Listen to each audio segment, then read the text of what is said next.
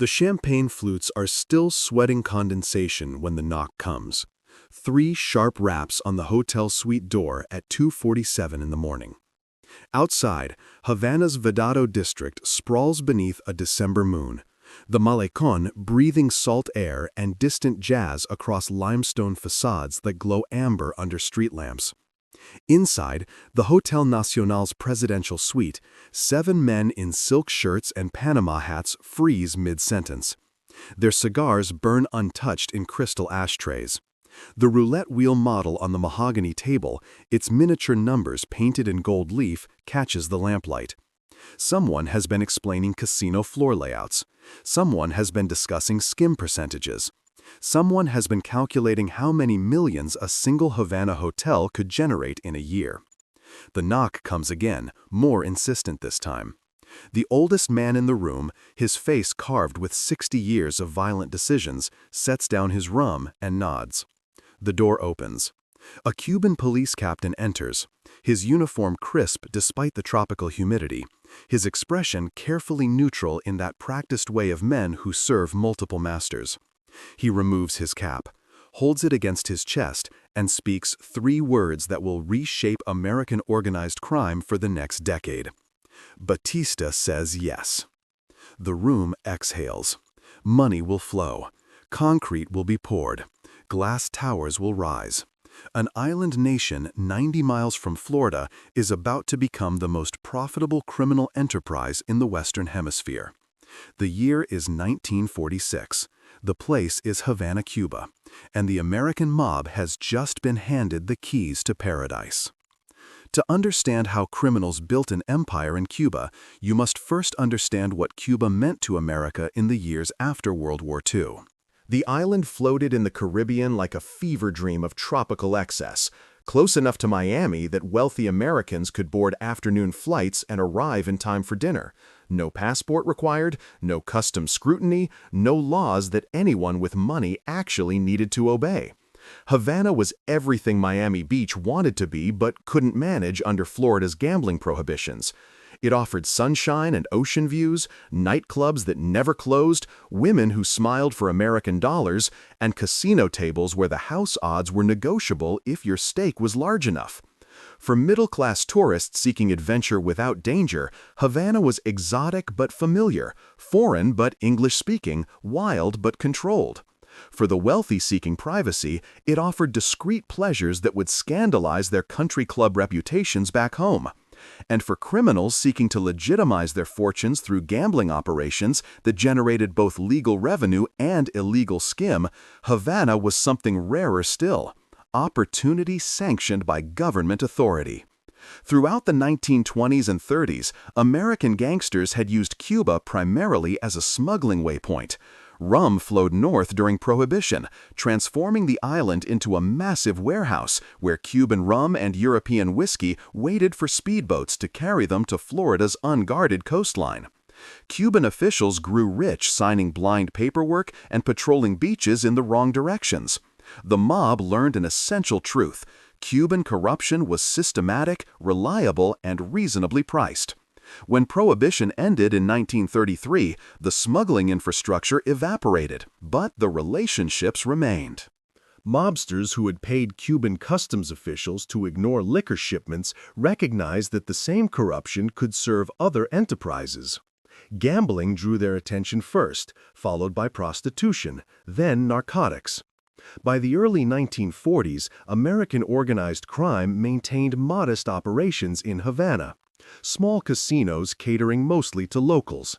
Nightclubs where American sailors on shore leave drank cheap rum and visited upstairs rooms with working women. Nothing spectacular, nothing particularly profitable, just another outpost in the mob's expanding geography of vice. Then came the war, and with it, change. World War II transformed the American Mafia in ways both obvious and subtle. The obvious transformation came through military contracts, black market goods, and the chaos of wartime that allowed criminal organizations to operate with minimal law enforcement interference, while police and federal agents focused on national security. The subtle transformation came through deportations. In 1946, the United States government released Charles Luciano from prison after he allegedly assisted military intelligence during the war. The details of this assistance remain murky, wrapped in classified documents and conflicting testimonies, but the result was undeniable. Luciano, the architect of modern American organized crime, walked free after serving less than 10 years of a 30 to 50-year sentence. The condition was permanent exile. He could never return to America.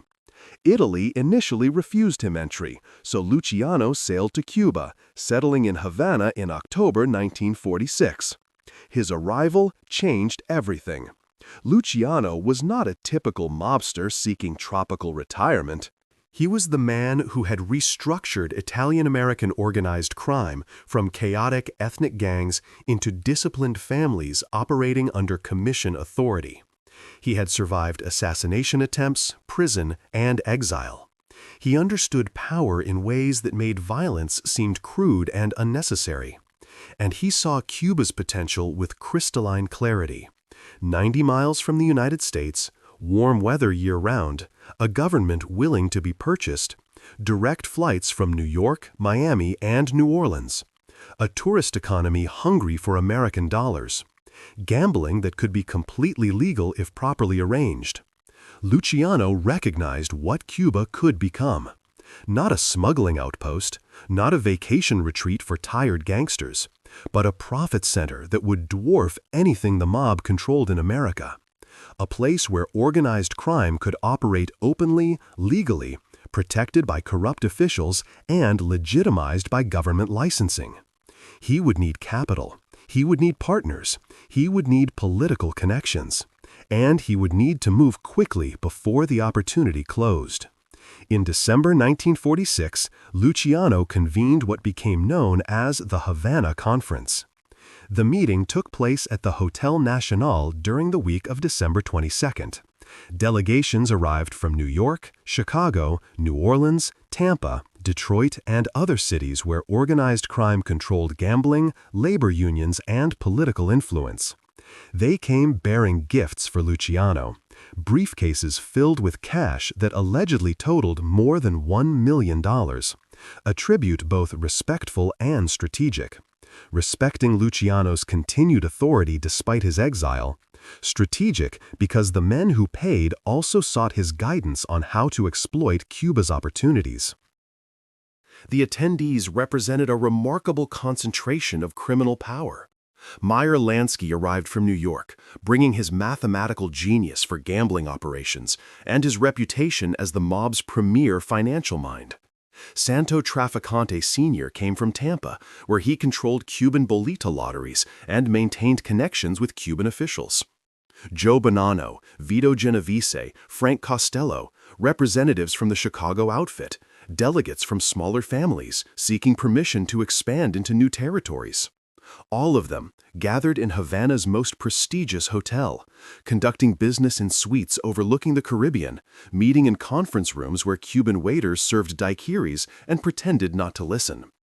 The official agenda covered standard commission business, territorial disputes, the rising heroin trade that some bosses wanted to exploit and others wanted to avoid, personality conflicts between families. But the real agenda, the reason Luciano had chosen Havana for this gathering rather than some private estate in Italy, was demonstrating Cuba's potential. Each morning, the bosses toured Havana's existing casinos, small operations, poorly managed, offering rigged games that drove away repeat customers. Each afternoon, they met with Cuban officials who explained licensing requirements, tax structures, and how much protection would cost. Each evening, they ate in expensive restaurants, watched floor shows featuring dancers from Havana's nightclubs, and calculated profits. Lansky, who had operated illegal casinos in Florida and New York for decades, ran the numbers for anyone who would listen. A properly managed casino in a luxury hotel could generate millions of dollars annually in legitimate revenue.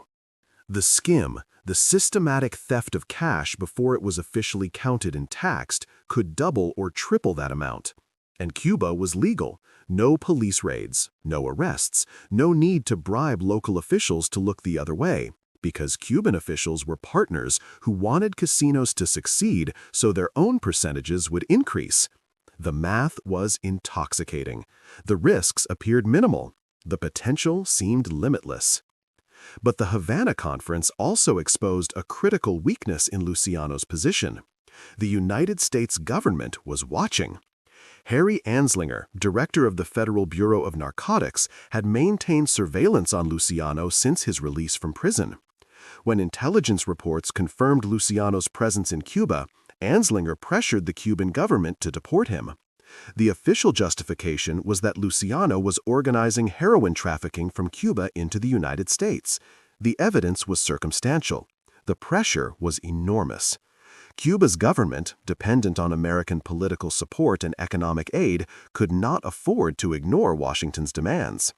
In February 1947, Cuban authorities arrested Luciano and placed him on a ship bound for Italy. His Cuban exile had lasted 4 months. His Havana empire ended before it truly began.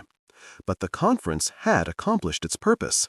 The mob bosses had seen Cuba's possibilities. They had met Cuban officials willing to facilitate gambling operations. They had heard Lansky's projections about casino profits. They believed.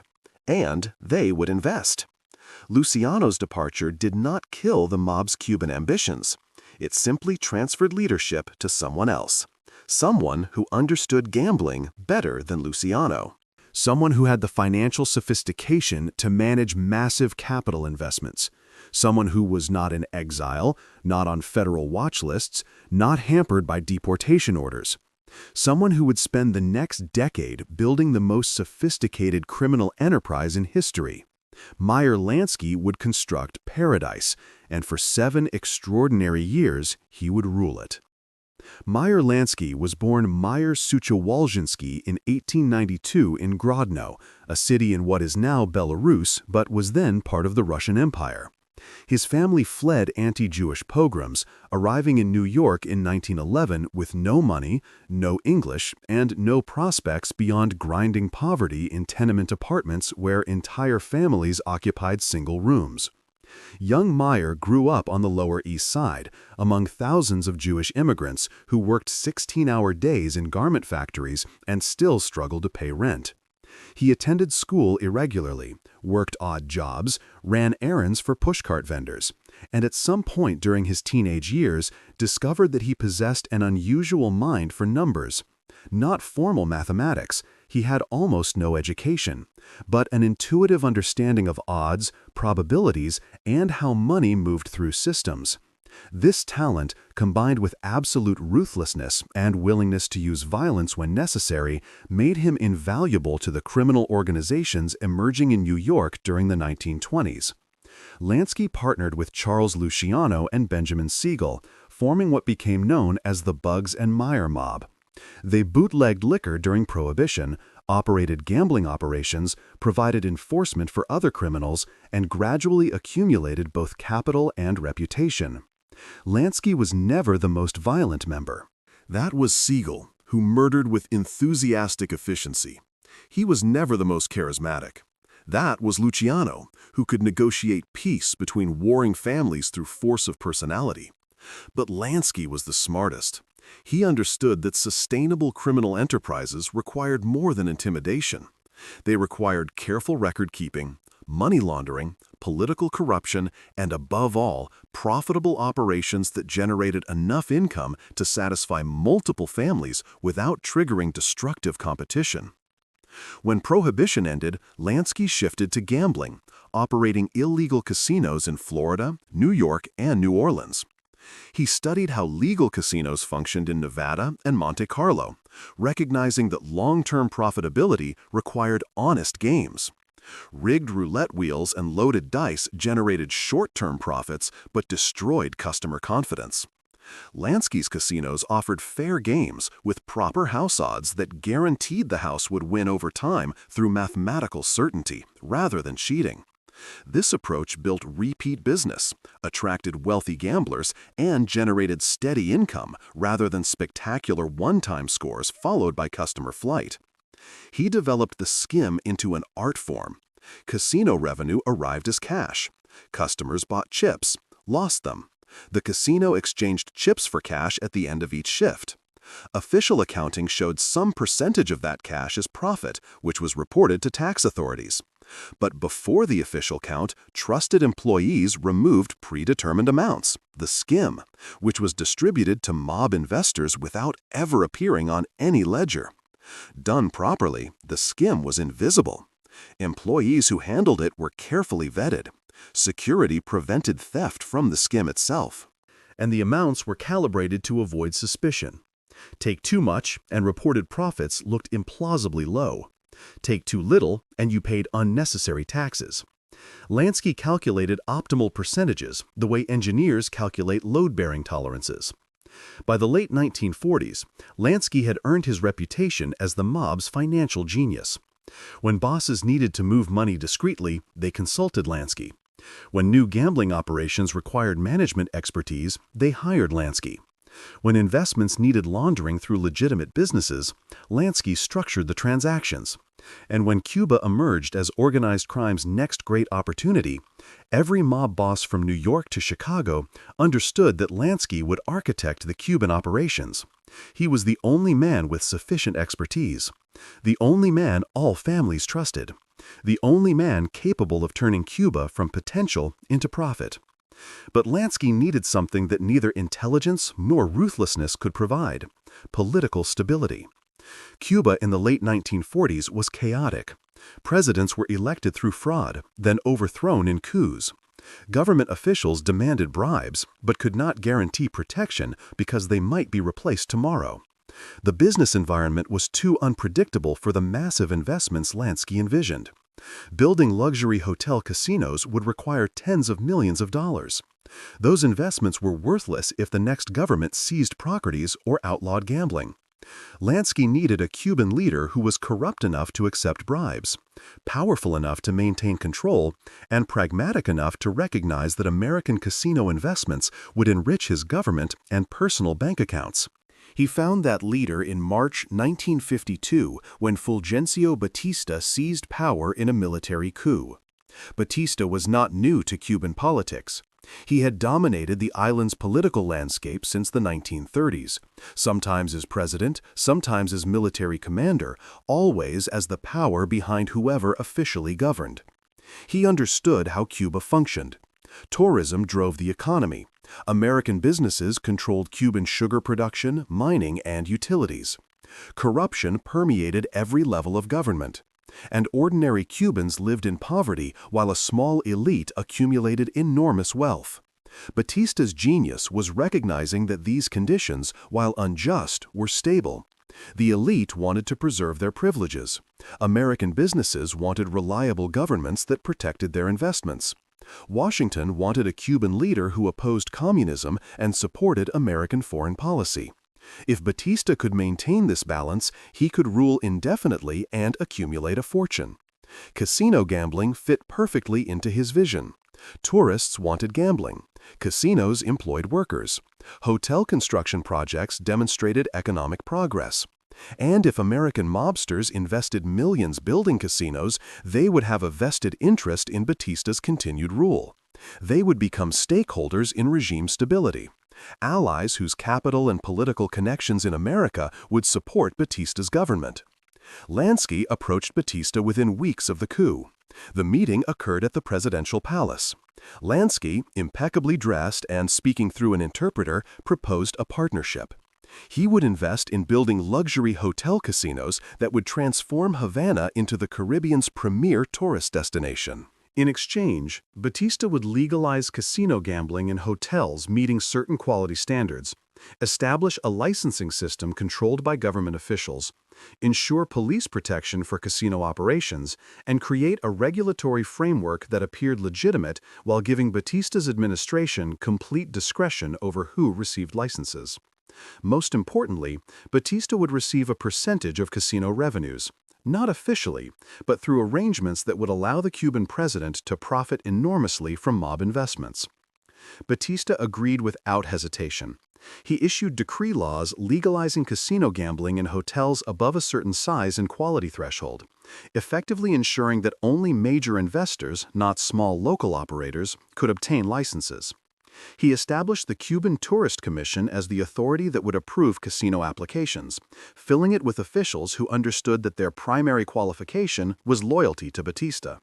He set hotel investment requirements high enough to discourage casual speculators, but reasonable enough to attract serious money.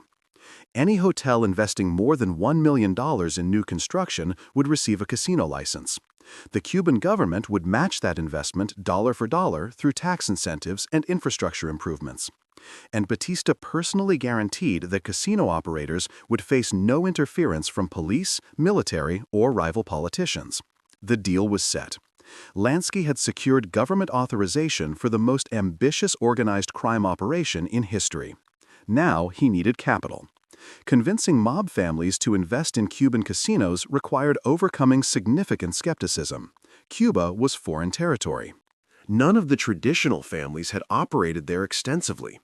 Political instability had plagued the island for decades. Investments in foreign countries were vulnerable to nationalization, revolution, or simple theft by local partners. Lansky's reputation provided some reassurance, but bosses who had accumulated their wealth through careful caution were not easily convinced to risk millions on tropical gambling fantasies. Lansky structured his pitch around mathematics and guarantees. First, the mathematics. A properly managed casino in a luxury hotel could generate 30 to 40% annual returns on investment.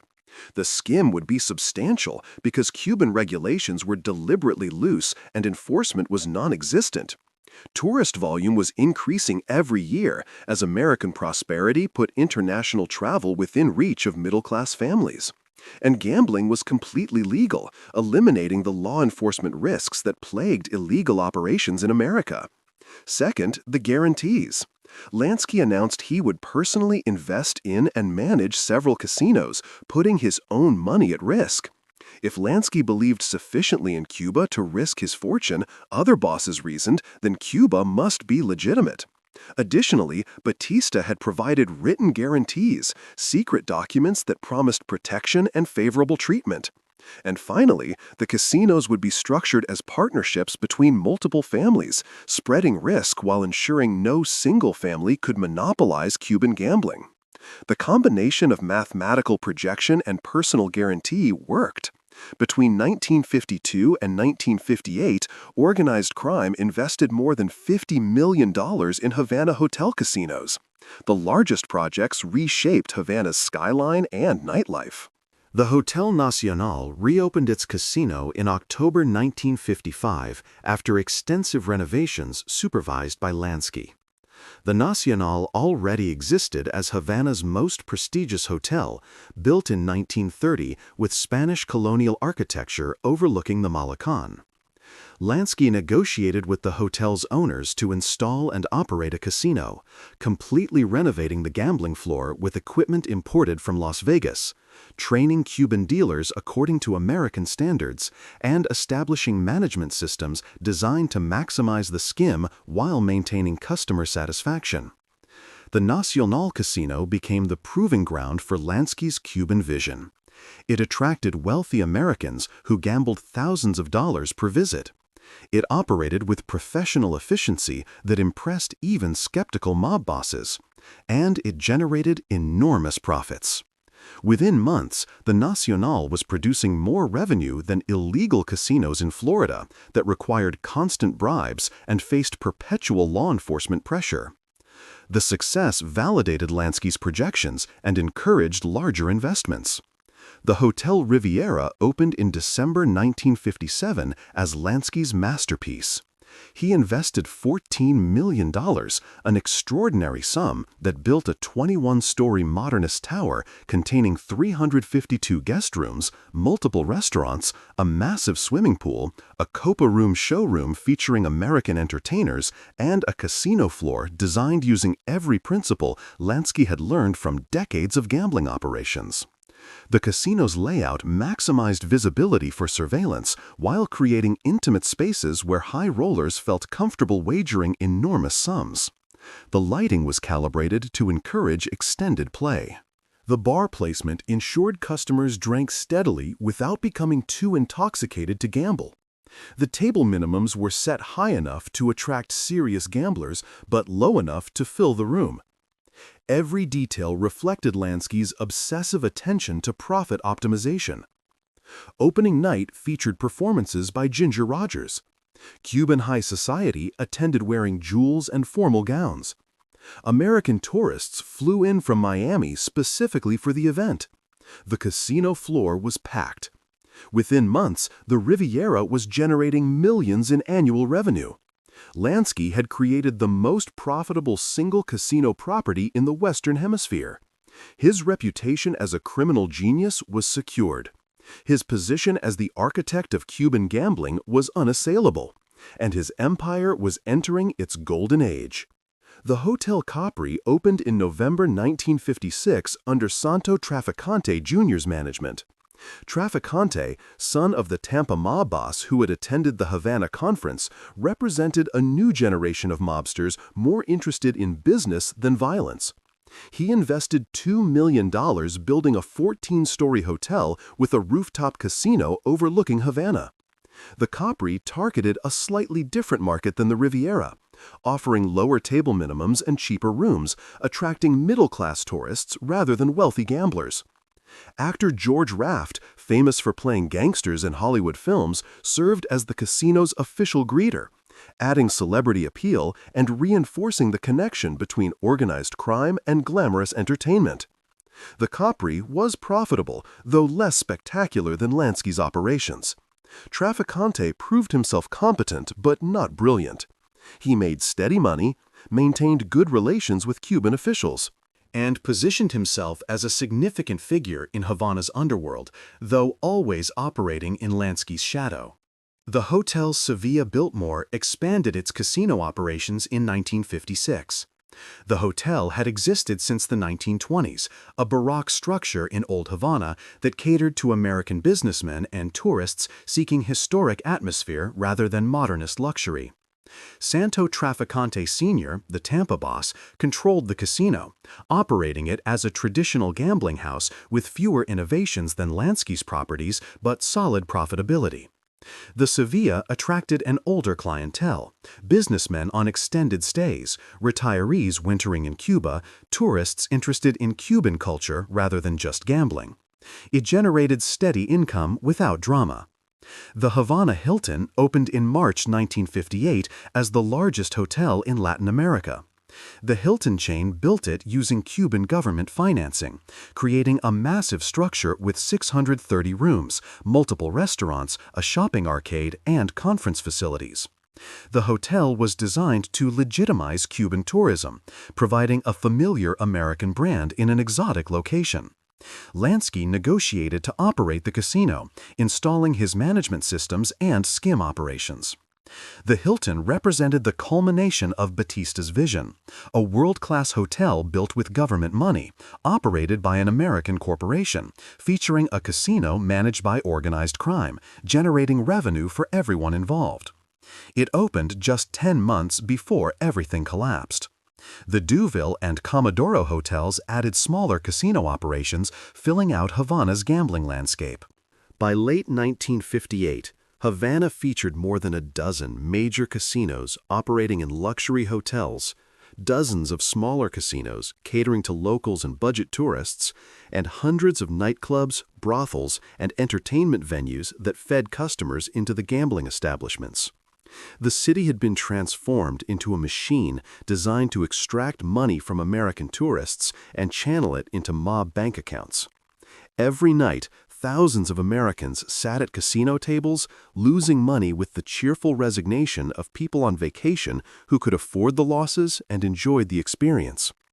Every morning, casino managers counted the previous night's take, removed the skim, and deposited the remainder in Cuban banks. Every week, couriers carried cash from Havana to Miami, where it was distributed to mob families across America. And every month, Batista received his percentage, delivered in cash to presidential aides who never issued receipts. The system functioned with mechanical efficiency. Everyone profited. No one complained. And Meyer Lansky stood at the center, managing the casinos he controlled, advising other operators, mediating disputes between families, and accumulating a fortune that allegedly exceeded $100 million. He was 65 years old. He had built the greatest criminal enterprise of his generation, and he believed it would last forever. But beneath Havana's glittering surface, Cuba was rotting. The wealth concentrated in casinos and luxury hotels existed alongside poverty that shocked even casual observers. Most Cubans earned less than $300 annually. They lived in slums without running water or electricity. They worked agricultural jobs with no labor protections, in sugar plantations owned by American corporations, under conditions that differed from slavery primarily in name. Havana's wealth was an island within an island, a small zone of prosperity surrounded by a nation of desperate poverty. The casinos employed thousands of Cubans, but the good jobs went to Americans brought in by the mob. Cubans worked as waiters, janitors, and busboys, earning minimal wages while watching tourists gamble away sums that exceeded a Cuban worker's annual income. The inequality was visible every night. Americans in expensive suits losing hundreds of dollars on single roulette spins. Cuban employees in uniform shirts earning $3 per shift. Prostitution flourished as desperately poor women sold themselves to American men who treated them as vacation amenities. The mob controlled many of the brothels, taking percentages of every transaction, operating in buildings near the casinos where tourists could move seamlessly from gambling to sex. The women worked in conditions that ranged from degrading to horrific, with no labor protections, no health services, and no escape from poverty except through the same industry that exploited them. Drug trafficking expanded as Havana became a transshipment point for heroin flowing from Europe to the United States. Cuban officials received payments to ignore smuggling operations. Mob operators used casino revenue to launder drug profits. And addiction began spreading through Havana's poorest neighborhoods, destroying families who had no resources to fight it. Batista's regime grew increasingly brutal as opposition emerged. Political dissidents were arrested, tortured in secret prisons, and murdered. University students who protested corruption were beaten by police. Labor organizers who demanded better wages disappeared. The Cuban press was censored. Elections were rigged. And the military, enriched by American aid and Batista's patronage, enforced order through violence that became more savage as resistance increased. In the mountains of eastern Cuba, a revolutionary movement was growing. Fidel Castro was a lawyer from a moderately wealthy Cuban family who had become radicalized by the corruption and inequality of Batista's regime. In July 1953, he led an attack on the Moncada military barracks in Santiago de Cuba, attempting to spark a popular uprising. The attack failed. Many of Castro's followers were killed. Castro himself was captured, tried, and sentenced to 15 years in prison. He served less than 2 years before Batista, attempting to appear magnanimous, granted amnesty. Castro went to Mexico, where he organized a guerrilla force. In December 1956, he returned to Cuba aboard the yacht Grama with 82 armed men. The landing was a disaster. Batista's military was waiting. Most of Castro's force was killed or captured. Castro fled into the Sierra Maestra Mountains with fewer than 20 survivors. It seemed like the end of a doomed revolutionary movement. Instead, it was the beginning. Castro's guerrillas survived in the mountains, launching hit-and-run attacks on military outposts, sabotaging infrastructure, and gradually building support among Cuban peasants who saw the rebels as heroes fighting an oppressive regime. Castro proved to be a skilled propagandist. He gave interviews to American journalists, portraying himself as a democratic reformer fighting dictatorship rather than a communist seeking power. He emphasized his movement's goals of ending corruption, redistributing land to peasants, and restoring political freedom. American media coverage was largely sympathetic, describing Castro as a romantic rebel rather than a threat. Throughout 1957 and 58, the revolutionary forces gained strength. They won small victories against Batista's military.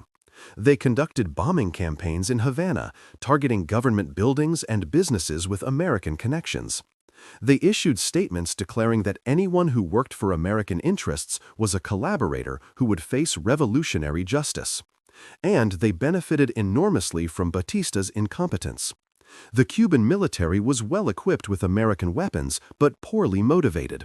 Soldiers were poorly paid, saw no reason to die defending Batista's corrupt regime, and increasingly deserted rather than fought.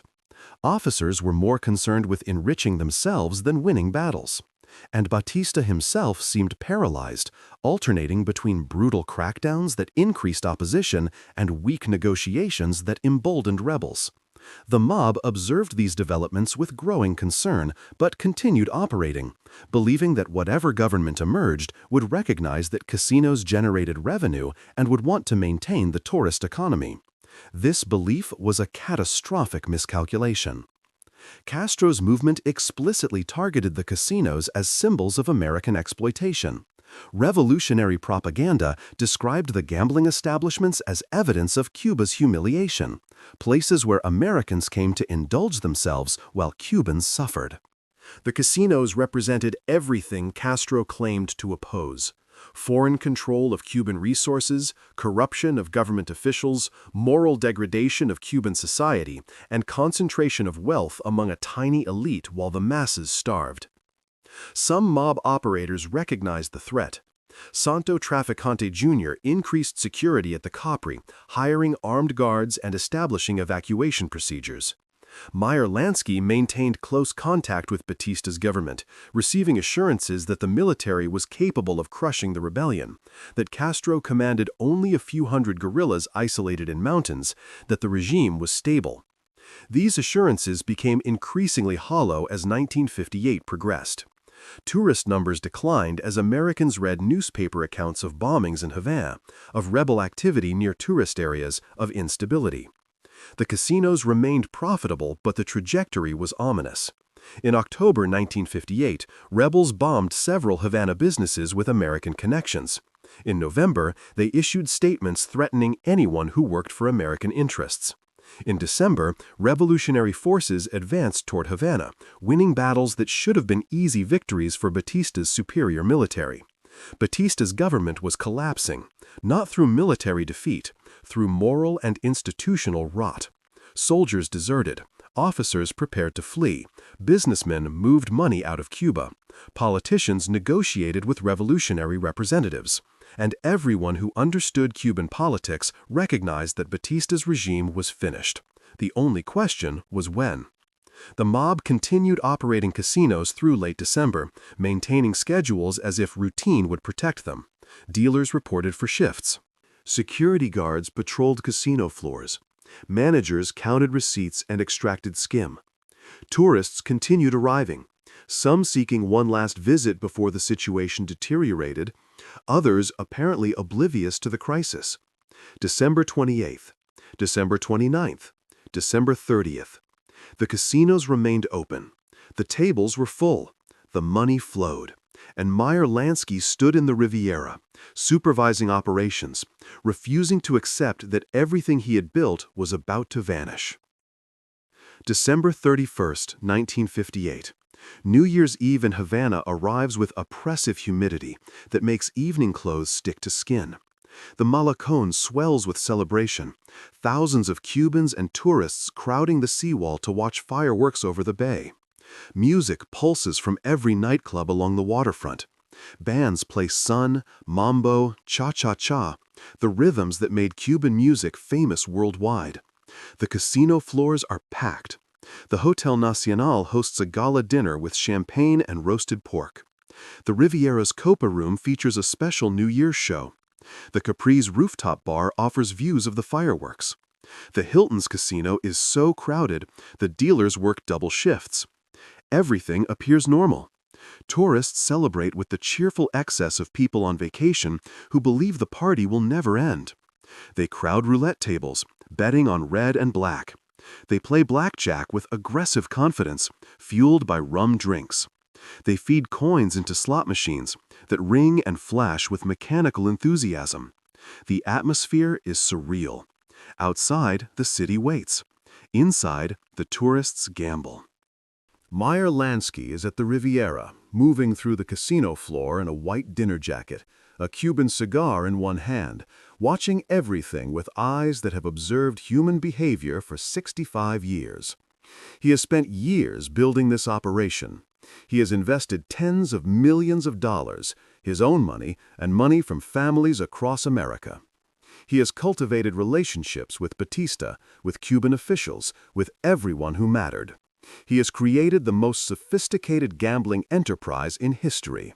And he believes, despite the warning signs, despite the deteriorating situation, that his empire will survive.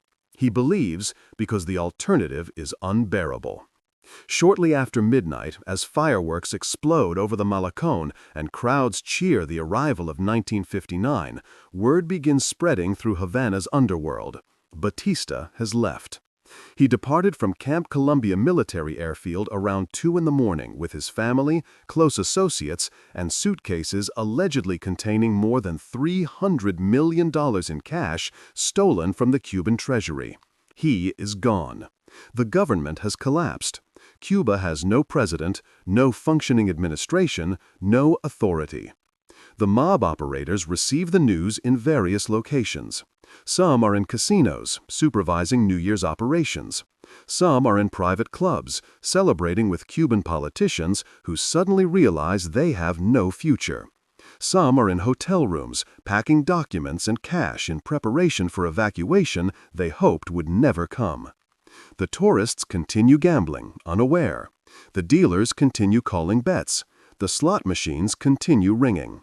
But the operators understand immediately. Without Batista, without government protection, without the corruption that made everything possible, the casinos cannot survive. Castro's forces will seize everything. The investments will be lost. The empire is finished. By dawn on January 1st, news of Batista's flight spreads beyond the underworld. Radio broadcasts announce that the president has fled, that the revolution has won, that Cuba is free. Crowds pour into the streets, not celebrating the new year, but celebrating the revolution's victory. The mood is jubilant and violent. People attack symbols of the old regime. Police stations are ransacked. Government buildings are burned. Businesses associated with Batista are destroyed, and the casinos become primary targets. The attacks begin at the Hotel Nacional. A crowd breaks through the main entrance, surging past security guards who flee rather than defend property that no longer has owners. The mob smashes slot machines with hammers and tire irons, the mechanical guts spilling across marble floors in sprays of coins and broken glass. They overturn roulette tables, the wheels rolling across the room, balls scattering. They destroy furniture, rip down curtains, smash chandeliers. They are not stealing, they are destroying, expressing years of accumulated rage at institutions that symbolized American exploitation and Cuban humiliation. The casino is demolished within hours. Similar attacks occur across Havana. The Capri is ransacked, its rooftop bar stripped of bottles, its casino floor reduced to rubble. The Sevilla Biltmore is looted, though the attackers focus more on the building's association with American wealth than specifically targeting gambling equipment. The Deauville is set on fire. The Sanssouci casino outside Havana burns completely, the flames visible for miles. The Riviera and Hilton survive significant damage only because their size and security prevent crowds from entering easily. Guards barricade entrances. Hotel management negotiates with revolutionary representatives who agree to protect the properties in exchange for staff cooperation. But the message is unmistakable. The casinos are hated. They represent everything Cubans despise about the old regime. They will not be allowed to continue. The mob operators evacuate. Santo Trafficante Jr. attempts to leave Havana on January 2nd, but is arrested at the airport by Cuban authorities who are unsure what to do with American mobsters now that their government protector has fled. Trafficante is detained for weeks in a makeshift prison, essentially held hostage while revolutionary authorities decide his fate. Eventually, they deport him. He returns to Tampa having lost millions in investments, his Cuban operations permanently finished. Other operators leave more successfully. They board flights to Miami, carrying whatever cash they can extract from hotel safes and casino cages. They leave behind buildings, equipment, bank accounts, and years of work. Everything they built in Cuba is forfeit. Meyer Lansky remains in Havana slightly longer than the others, attempting to salvage something: money hidden in safe deposit boxes, equipment that might be shipped to Miami, bank accounts that might be accessed. But there is nothing to salvage. Revolutionary authorities are seizing all assets associated with Batista's regime. American-owned properties are being nationalized. The banks are closed. The casinos are shuttered. Everything Lansky built no longer belongs to him. On January 8th, Fidel Castro enters Havana in triumph. His convoy drives through streets lined with cheering crowds, passing buildings decorated with revolutionary flags, moving slowly so thousands can see the bearded guerrilla leader who toppled a dictator. Castro's arrival marks the formal end of the old regime and the beginning of whatever Cuba will become next. One of his first official acts is declaring all casinos closed pending government review. The review is a formality.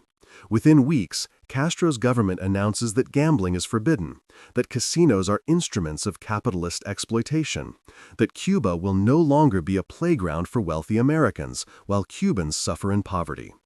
The casinos are seized. Their assets are nationalized. Their operators are expelled. Some properties are converted to other uses. The Riviera becomes a hotel without its casino, operated by Cuban state tourism agencies. The Nacional continues functioning as a hotel, trading on its historic reputation, but generating a fraction of its former revenue. Others are simply abandoned, left to decay, becoming monuments to an empire that existed for less than a decade before vanishing. Meyer Lansky leaves Cuba in late January 1959. He returns to Miami having lost tens of millions of dollars. The exact amount is unknown because mob accounting was never transparent, but estimates suggest Lansky personally lost between $30 and $50 million in Cuban investments. The other mob families suffered similar catastrophic losses. The Riviera alone cost $14 million. The casinos that were generating millions in annual skim are gone. The relationships with Cuban officials are worthless. The decade of work has vanished. Initially, the mob believes the loss is temporary. Revolutions are chaotic, they reason, but eventually stabilize. Whatever government emerges will recognize that tourism generates revenue, that casinos attract tourists, that American investment benefits Cuba. The mob maintains contacts among Cuban exiles in Miami, funding anti-Castro groups, waiting for opportunities to return. These hopes are delusional. Castro's government is ideologically opposed to gambling, viewing it as morally corrupt and economically exploitative. Moreover, relations between Cuba and the United States deteriorate with stunning speed. Castro nationalizes American-owned properties, not just casinos, but sugar plantations, oil refineries, factories worth billions. The United States government imposes economic sanctions. Castro aligns with the Soviet Union. By 1961, the two nations have severed diplomatic relations and become enemies. The mob attempts various schemes to regain Cuban operations. Some involve supporting anti-Castro Cuban exiles, providing funding and weapons for attempted invasions. The Bay of Pigs invasion in April 1961 is the most famous of these efforts, though mob involvement was limited. Other schemes involve approaching CIA officials with proposals to assassinate Castro, reasoning that a new Cuban government might restore casinos. The CIA does recruit mobsters for some assassination plots. Santo Trafficante Jr. and Johnny Rosselli are allegedly involved. But the plots fail repeatedly, and casinos are never restored. The mob's Cuban empire is permanently gone. The strategic impact extends beyond financial losses. The mob had viewed Cuba as a model for international expansion. Find corrupt governments willing to legalize and protect gambling. Build infrastructure that attracts tourists. Establish professional operations that generate massive skim. The formula had worked spectacularly in Havana. It should work elsewhere, in the Bahamas, Haiti, other Caribbean islands, perhaps Central or South American nations with corrupt regimes and tourist potential. But Cuba's collapse demonstrates that the model depends on political stability. When governments fall, investments vanish instantly. Millions of dollars disappear overnight. No amount of planning, no business acumen, no criminal expertise can protect against revolutionary upheaval. The risk is unacceptable. Instead, the mob refocuses on Las Vegas, which has been developing simultaneously with Havana using similar techniques. Mobsters like Bugsy Siegel and Mo Dalit built casinos in Nevada using mob capital, operating under state licensing that provided regulatory oversight but also legal protection. Las Vegas casinos face more regulation than Cuban casinos ever did. Nevada gaming authorities monitor operations, audit books, investigate suspicious activities. But Las Vegas is politically stable. The casinos are legal. The investments are relatively secure from government seizure. And the market is enormous. The contrast is bitter but instructive. While Lansky was building Havana, other mobsters were building Las Vegas. Both cities offered legal gambling, luxury hotels, and entertainment that attracted wealthy Americans. But Las Vegas survived because it operated in a stable political environment. Havana collapsed because it depended on a corrupt dictatorship that fell. The lesson is clear but painful. Operate in stable environments, even if regulations are stricter, rather than unstable environments with minimal oversight. Security matters more than freedom. For Meyer Lansky personally, the Cuban disaster is catastrophic. He is 66 years old when the empire collapses. He has lost a fortune. His reputation as a criminal genius is permanently tarnished. He will never recover the wealth and power he possessed in 1958. He spends his remaining years fighting legal battles as federal prosecutors pursue him for tax evasion and other crimes. He attempts to establish casino operations in the Bahamas, but the project fails when the Bahamian government refuses to grant him licenses. He moves to Israel in 1970, seeking citizenship under the law of return, which grants any Jew the right to immigrate. The Israeli government, under pressure from the United States, denies his application and deports him. He returns to Miami and lives his final years in a modest apartment, his wealth depleted by legal fees and lost investments. He dies on January 15, 1983, at age 80. His obituaries describe him as the mob's financial genius who built a gambling empire. They mention Cuba, usually as a footnote, one failed venture among many successes. But the truth is that Cuba was Lansky's greatest achievement and his most spectacular failure. He built an empire more ambitious than any previous mob operation. He transformed Havana into a gambling destination that rivaled anything in the world. He generated hundreds of millions in revenue for mob families across America. And he watched it all vanish in days, powerless to stop the collapse, unable to recover his losses, forced to accept that history had turned against him in ways no amount of criminal genius could prevent. Santo Trafficante Jr. returns to Tampa and refocuses on domestic operations. He survives multiple federal investigations, testifying before the House Select Committee on Assassinations in 1978 about alleged mob involvement in President Kennedy's murder. He invokes the Fifth Amendment, admitting nothing. He dies on March 17, 1987, at age 72, of natural causes, having outlived most of his mob contemporaries. Those who knew him report that he never stopped talking about Havana, about the casinos he controlled, about the fortune he lost when Castro seized power. Cuba haunted him until death, a phantom wealth that should have secured his legacy but instead became evidence of his greatest miscalculation.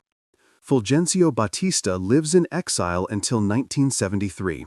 He settles first in the Dominican Republic, where his friend Rafael Trujillo offers sanctuary. When Trujillo is assassinated in 1961, Batista moves to Portugal, then finally Spain, where Francisco Franco's fascist government welcomes him as a fellow anti-communist. He writes self-serving memoirs, claiming he modernized Cuba and was betrayed by American indifference to communist infiltration. He expresses no remorse about corruption, no acknowledgement that his regime's brutality and inequality created the conditions that made Castro's revolution possible. He dies on August 6, 1973, at age 72, in a hospital near Madrid. His body is buried at the Cementerio Domingo Rubio. Some Cuban exiles remember him as a patriot who fought communism. Most historians judge him a corrupt dictator whose incompetence and greed destroyed the nation he claimed to serve. Fidel Castro rules Cuba for 49 years, remaining in power longer than any other non-royal leader in modern history. He survives assassination attempts, economic embargoes, the collapse of his Soviet patron, and countless predictions of his regime's imminent fall. He transforms Cuba into a one-party communist state that provides universal health care and education but offers no political freedom, that maintains independence from American influence but depends economically on Soviet subsidies and later Venezuelan oil. His legacy is bitterly contested. Supporters praise him for resisting American imperialism and providing social services that capitalist governments denied to Latin American poor. Critics condemn him for authoritarianism, economic mismanagement that kept Cubans poor despite revolutionary promises, and human rights abuses that imprisoned thousands of political opponents. He finally steps aside in 2008 due to illness, transferring power to his brother Raúl. He dies on November 25, 2016, at age 90. His death triggers celebrations among Cuban exiles in Miami and mourning among supporters worldwide. But no one disputes that his revolution destroyed the mob's Cuban empire and ensured it could never return.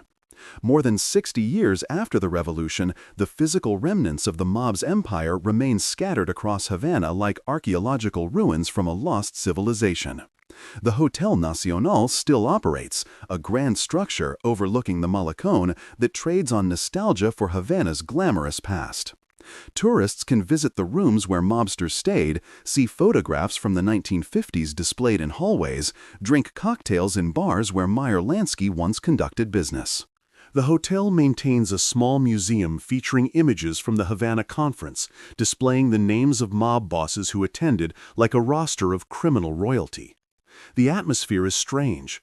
The current Cuban government condemns the mob's exploitation while simultaneously marketing that same era to tourists seeking glimpses of gangster history. The Hotel Riviera operated until 2016 when deterioration forced its closure. It now sits empty, a 21-story modernist tower that was once Lansky's masterpiece and is now a decaying monument to vanished ambition. The windows are broken. The swimming pool is drained, its tiles cracked, its bottom filled with debris. The Coppa Room, where American entertainers performed, is stripped of seats, its stage collapsed. Occasional proposals emerge to renovate and reopen the property, but funding never materializes. The building is too historically significant to demolish, too expensive to restore, too contaminated by its criminal history to attract legitimate international investment. So it stands empty, visible from across the city, a vertical tombstone marking the grave of an empire. The Hotel Capri was renovated and reopened in the 2000s as a boutique hotel.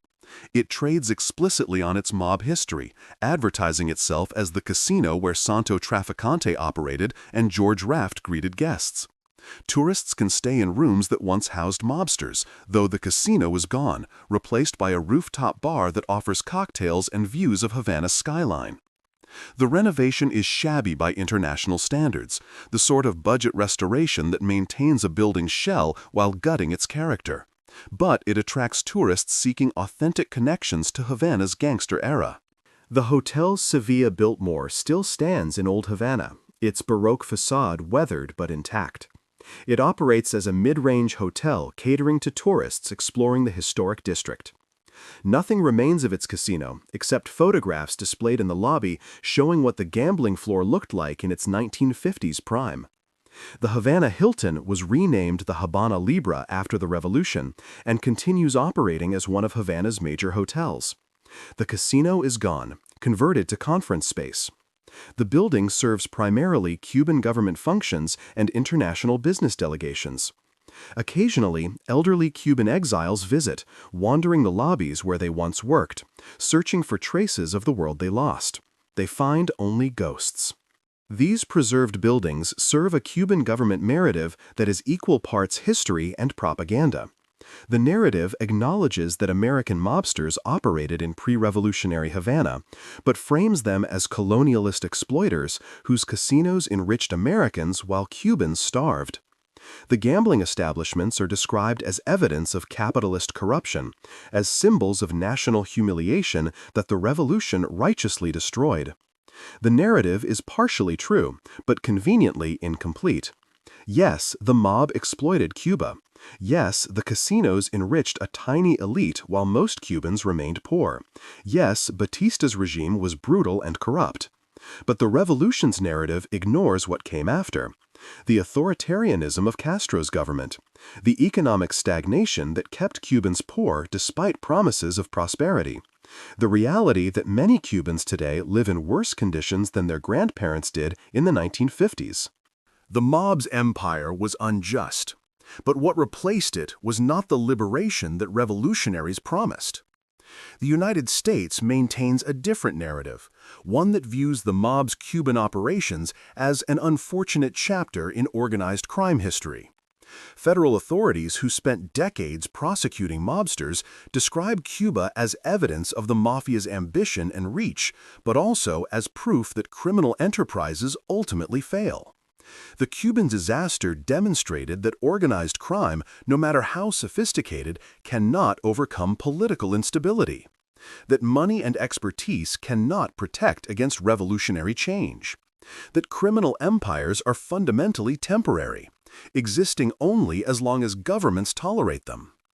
For Cuban exiles in Miami, the memories are more complicated. The community that fled Castro's revolution includes people who worked in the casinos, who saw the mob's operations firsthand, who benefited from the tourist economy that gambling supported. They remember a Havana that was vibrant and prosperous, at least in the neighborhoods where tourists visited. They describe a city that felt connected to America, where opportunities existed for Cubans willing to work in the tourism industry, where the future seemed brighter than anything that came after. This nostalgia is powerful but distorted. It remembers the Riviera's glittering casino, but forgets the slums where casino workers lived. It remembers the money that flowed through Havana, but forgets that almost none of it reached ordinary Cubans. It remembers a world that seemed exciting and glamorous, while conveniently erasing the exploitation and inequality that made that glamour possible. The nostalgia obscures a fundamental truth. The Havana that Meyer Lansky built was never sustainable. It was an empire constructed on corruption and maintained through a dictatorship's violence. It enriched a tiny group of criminals and Cuban elites, while the vast majority of Cubans remained desperately poor. It attracted tourists seeking pleasures they considered immoral at home, offering gambling, prostitution, and indulgence in a location where American laws did not apply and Cuban poverty made everything cheap. The casino empire deserved to fall, not because Castro's revolution was just, but because systems built on such foundations cannot endure. Eventually, someone will rebel. Eventually, the exploited will rise against exploiters. Eventually, history reasserts itself. The mob believed their Cuban empire would last forever because they could not imagine a scenario where everything simply ended. They believed because accepting the alternative would have required acknowledging that all their planning, all their investments, all their careful cultivation of political relationships rested on nothing more substantial than a corrupt dictator's willingness to protect them. When that dictator fled at 2 a.m. on January 1, 1959, the foundation vanished and the empire collapsed instantly. What remains today are buildings slowly decaying in Caribbean humidity. The Riviera with its broken windows, the Nacional with its museum dedicated to criminals, the Capri with its shabby renovation. These structures stand as monuments to an ambition that was simultaneously brilliant and doomed, that created something magnificent and something rotten, that rose so high and fell so completely that the story still resonates more than 6 decades after the last roulette wheel stopped spinning and the final casino chips were swept from the tables and locked away forever. Tourists who visit Havana today can see these buildings. They can stay in hotels where mobsters once operated. They can drink cocktails in bars where criminal empires were planned. They can imagine what the city looked like in its 1950s prime, when it was the most glamorous destination in the Caribbean, when money flowed like the rum in tourist glasses, when American gangsters ruled an island paradise and believed their reign would never end. But imagination cannot resurrect what history destroyed. The casinos are gone.